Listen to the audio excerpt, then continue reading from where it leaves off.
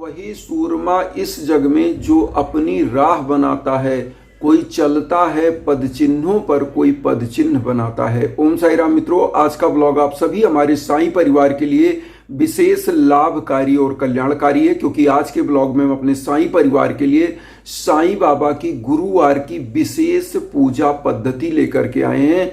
बहुत सारे ऐसे साईं परिवार हैं जो जीवन में हर परिस्थितियों का सामना करने के लिए तत्पर होते हैं, लेकिन उनके साथ हो क्या रहा है कि पूरा एफर्ट करते हैं लेकिन हर क्षेत्र में असफलता हाथ लगती है। ऐसे समयों में हम अपने इष्ट देव, अपने गुरु की आराधना और पूजा से एक सकारात्मक ऊर्जा प्राप्त कर सकते हैं, जो एक ऐसे ईंधन का काम करता है जो हमारी दशा और दिशा को चेंज करता है और हमको एक यश, कीर्त, पद, प्रतिष्ठा, धन, लक्ष्मी सब कुछ प्राप्त होती है। और आज पूरा विश्व कहीं ना कहीं इन चीजों से जूझ रहा है, इनका सामना कर रहा है। हर परिवार कहीं ना कहीं धन के लिए, अगर धन है तो यश कीर्ति के लिए, पद प्रतिष्ठा के लिए।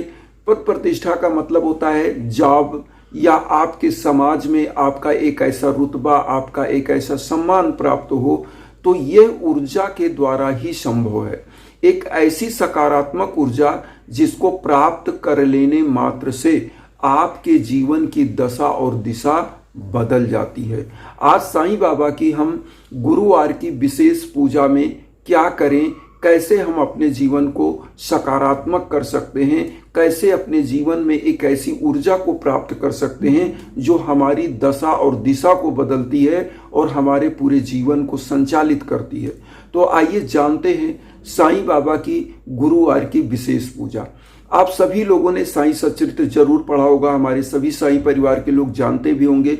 तो साईं बाबा की जो लीलाओं का वर्णन हेमाड पंत जी ने साईं सच्चरित्र में किया है, उसमें आपने पढ़ा होगा कि बाबा एक दीप प्रज्वलित करते थे। बाबा जो भी मांग कर लाते थे, वह 4 से 5 घर का ही भिक्षा डेली मांगते थे, और उस भिक्षा को वह क्या करते थे, जो मांग कर लाते थे उसका खिचड़ी बनाते थे, गरीबों को, दीन दुखियों को, सबको, जीव जंतु सबको वह खिला देते थे। तो कहने का मतलब यहाँ पर एक चीज देखिएगा, बाबा ने प्रकाश के माध्यम से इस दुनिया को एक मैसेज दिया कि दुनिया में जो अंधकार है उसको समाप्त करने के लिए हम सभी लोगों को उस परम सत्ता का ध्यान करना है, जो बाबा ने कहा है सबका मालिक एक। इसीलिए कहा गया है कि कलयुग का है नाम अधारा, सुमिर सुमिर नर उतर ही पारा।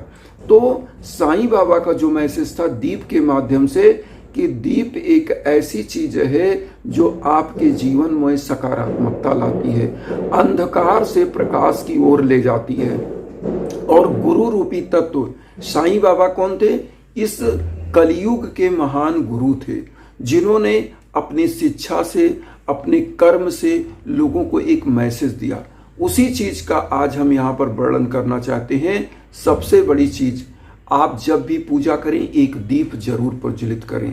मैं बार बार हर पूजा में या हर ब्लॉग में लगभग बताता हूं कि घी का दीप बृहस्पतिवार, गुरुवार, थर्सडे, मतलब जिसको कहते हैं, बहुत लोग वीरवार कहते हैं थर्सडे को, बहुत लोग इसको बृहस्पतिवार कहते हैं, बहुत लोग गुरुवार। तो गुरुवार जो होता है या गुरु का दिन होता है, इस दिन घी का दीप प्रज्वलित करना चाहिए। घी का दीप प्रज्वलित करने से आज भगवान विष्णु का भी दिन माना जाता है। गुरु का दिन है भगवान विष्णु, और जहां भगवान विष्णु होते हैं वहां माँ वैभव लक्ष्मी होती है। माँ वैभव लक्ष्मी किस प्रकार से है? क्षीर सागर में शेष नाग की सैया पर विराजमान प्रभु विष्णु के श्री चरण कमल में विराजमान माँ वैभव लक्ष्मी है। तो आज भगवान विष्णु और माँ वैभव लक्ष्मी का दिन है, इसीलिए कहा जाता है कि गुरुवार को, थर्सडे को घी का दीप प्रज्वलित करना चाहिए। साईं बाबा खुद एक दीप प्रज्वलित करते थे और एकटक उसको निहारा करते थे। द्वारका माई में वह दीप प्रज्वलित करते थे। इसी प्रकार से अगर हम अपने घर में एक दीप प्रज्वलित करते हैं पूजा में, तो वह एक विशेष ऊर्जा आपको देती है। और इस दीप को प्रज्वलित करने के बाद मैं ये भी बताता हूं कि इसको आप चाहें तो अपने घर के मुख्य दरवाजे के एग्जिट पॉइंट के राइट साइड में आप रख सकते हैं। तो एक चीज ये हो गई कि साईं बाबा की विशेष पूजा में गुरुवार को घी का दीप प्रज्वलित करना है। एक धूप बत्ती प्रज्वलित करना है। धूप बत्ती इसलिए होता है कि इसका जो धुआं होता है, इसमें जो इंग्रेडिएंट्स मिले होते हैं, लोबान होती है, जड़ी बूटियां होती हैं, जो भी चीजें, तो इसका फ्रेग्रेंस और इसकी जो धुआं है ना, वो नकारात्मक ऊर्जा को दूर करता है, इसीलिए धूप बत्ती जलाया जाता है। वैसे पुरातन समय में क्या होता था, अगियारी की जाती थी, लोबान डाला जाता था, कपूर डाला जाता था और ओपला होता था, उसको जला करके ही इस पे अगियारी की जाती थी। लेकिन जब आधुनिक समय आया तो अगरबत्ती धूप बत्ती बन गई, तो लोगों ने इजी उसको प्राप्त किया तो उसको जलाने लगे। तो एक धूप बत्ती भी आपको प्रज्वलित करना है। दीप हो गया, धूप बत्ती हो गया। अब साईं बाबा को एक पीले आसन पर स्थापित करना चाहिए, सब जानते हैं। उन पीला जो है साईं का प्रतीक है, गुरु का प्रतीक है, और पीला जो है जो होता है गुरु का प्रतीक, गुरुवार है। तो पीले आसन पर बाबा को स्थापित, पीला पुष्प अर्पित करिए और कुमकुम तिलक का चंदन, पीला चंदन, मैं तो रेड लगाया हूं, लेकिन पीला चंदन आपको लगाना चाहिए। पीला चंदन इसलिए कि गुरु का प्रतीक पीला होता है। तो पीला चंदन आपको क्या करना है, साईं बाबा को केसर युक्त पीला चंदन मार्केट में मिल जाएगा, आप वो लेकर के आए। पीला चंदन, अगर पीला चंदन नहीं है तो हल्दी ले लें, थोड़ा सा चावल ले लें, अक्षत, जो चावल टूटा ना हो, इसको साईं बाबा के मस्तक पर लगाएं, वही अपने मस्तक पर लगा लें। आप कहेंगे आपके घर में अगर मूर्ति नहीं है, छोटी सी फोटो है, तो फोटो पर भी आप आराम से अपनी भावनाओं को ये सोचिए, ऐसा ध्यान करिए कि आप शिरडी में साईं बाबा के सम्मुख बैठे हैं, आप उनके चरण कमल में तिलक लगा रहे हैं, वही तिलक आप खुद को लगा रहे हैं। ऐसा ध्यान करके आपको पूजा करना है। तो ये हो गया। अब आता है भोग। तो भोग किस प्रकार का, गुरुवार को, चूंकि डेली तो हम नहीं कहते कि कोई व्यक्ति डेली पीला लड्डू मार्केट से ला पाए, मान लीजिए अगर ले आता तो बहुत अच्छी बात है, लेकिन कुछ परिस्थितियां ऐसी होती हैं, लोगों को ड्यूटी जाना है, पढ़ने जाना है, या कहीं भी जाना है, वर्किंग है लोग, तो उनके साथ ये संभव नहीं कि डेली पीला लड्डू का भोग लगाएं। लेकिन गुरुवार का जो विशेष पूजा करें, इसमें पीला लड्डू, जो हम स्क्रीन पर भी दिखा दे रहे हैं, पीले लड्डू का आप भोग लगा दें। पीला लड्डू मतलब जो मोतीचूर का लड्डू होता है, बेसन का लड्डू होता है, ऐसे लड्डू का भोग लगाएं और इसको पूरे परिवार में बांटें और कुछ गरीबों दीन दुखियों को भी बांटे। जो बाहर लोग हैं, जो प्रसाद चाहते हैं, उनको भी दें। मंदिर पर जब जाएंगे तो वहाँ पर कुछ भिक्षुक, जो भिखारी होते हैं, वो मिल जाते हैं, जो गरीब होते हैं मिल जाते हैं, मांगने वाले मिल जाते हैं, तो उनको पीला फल और इसी लड्डू को बांट दें। इस दिन पीला खिचड़ी भी बांटना चाहिए गुरुवार को, क्योंकि विशेष पूजा में साईं सच्चरित्र में खुद लिखा है कि जब अन्न दान किया जाता है, अन्न दान महादान है, जो ब्रह्म दान के बराबर है। तो अन्न का दान इसीलिए बाबा क्या करते थे, जो भिक्षा मांग कर लाते थे वह लोगों में बांट देते थे। तो अन्न दान आपको करना चाहिए। तो गुरुवार की स्पेशल पूजा में पीला लड्डू का भोग लगाएं, पीले फल का भोग लगाएं, ओम साई राम कहते हुए लोगों को प्रसाद बांट दें। अगर ये सब नहीं है तो खिचड़ी का भी भोग लगाएं। सबसे प्रिय आहार बाबा का था, ये भी अगर आप बांटते हैं तो बाबा अति प्रसन्न होते हैं और आपकी मनोकामनाएं भी सिद्ध होती हैं। अब गुरुवार की पूजा में एक चीज और हम आप लोगों से सभी से कहेंगे, अगर आपके आसपास गौ माता है, मतलब गाय है, तो आप क्या करें, एक रोटी जो घर की प्रथम रोटी है, प्रथम आहार है जो बनता है, उसका पूरा खाना थोड़ा सा निकाल लें, बाबा को भोग लगाएं और बाबा को भोग लगाने के बाद गौ माता को खिला दें। ऐसी मान्यता है कि 33 कोटि के देवता गौ माता के शरीर में निवास करते हैं।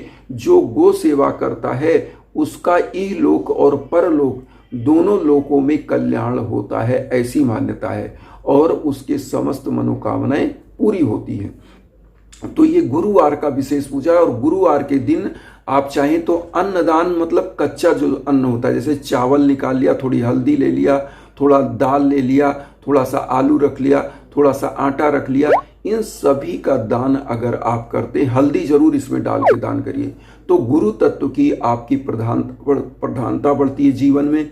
और जिनके जीवन में गुरु तत्व की प्रधानता होती है, उसके घर से रोग दोष कलह विकार दूर होता है। और गुरु तत्व जब बढ़ता है तो ज्ञान की प्राप्ति होती है, समग्र रूप से आपका कल्याण होता है। तो ये आप कर सकते हैं, पीला वस्त्र दान कर सकते हैं अपने गुरु को, जो आपके कुल गुरु हों, या किसी उपरेहित को, पंडित को, या किसी गरीब को आप जो है पीला वस्त्र का दान करें। तो इससे आपके जो बच्चे हैं, युवा बच्चे जिनको रोजगार नहीं मिलता है, उनको रोजगार की प्राप्ति होती है। जिनका पढ़ाई में मन नहीं लग रहा है, उनका पढ़ाई में मन लगता है, उनको सफलताएं मिलती हैं। तो यहाँ पर कहने का मकसद ये है कि बाबा की जो पूजा पद्धति है बहुत ईजी है, बस बताने में टाइम लगता है कि हम चाहते हैं आपको क्या बता दें, क्या क्या चीज़ें हम, जो भी हमारे पास है, जो हम करना चाहते हैं हम करते हैं, वो चीज़ आप तक शेयर करते हैं। तो इन्हीं भावनाओं के साथ एक चीज़ और कहेंगे कि जीवन में अगर भीषण बाधाएं हैं, कष्ट हैं, कहीं भटकने की जरूरत नहीं है। आप अपने नाम और गोत्र पर संकल्प कराकर हवन कराने के लिए हमारे इंस्टाग्राम पर आप संपर्क कर सकते हैं। कहीं भटकने की जरूरत नहीं है, निश्चित रूप से कल्याण होता है। आज एक छोटा सा न्यूज और देना चाहेंगे। हमारे एक बहुत ही अच्छे ऐसे सफल बंधु बांधव अभी हैं जिन्होंने आज मैसेज दिया कि गुरुदेव, हमारे घर परिवार में हमारे युवा बच्चे बच्चियां थे, दोनों का जो हवन आपने किया था उनका कल्याण हुआ और उनको एक मल्टीनेशनल कंपनी में जॉब मिला। जो रहने वाले कहाँ के हैं, ये बिहार के हैं। तो बिहार के रहने वाले ये दोनों सिंह बंधुओं को हमारा बहुत सारा प्यार, आशीर्वाद और प्रभु की कृपा ऐसे ही हमारे सभी साईं परिवार पर बना रहे।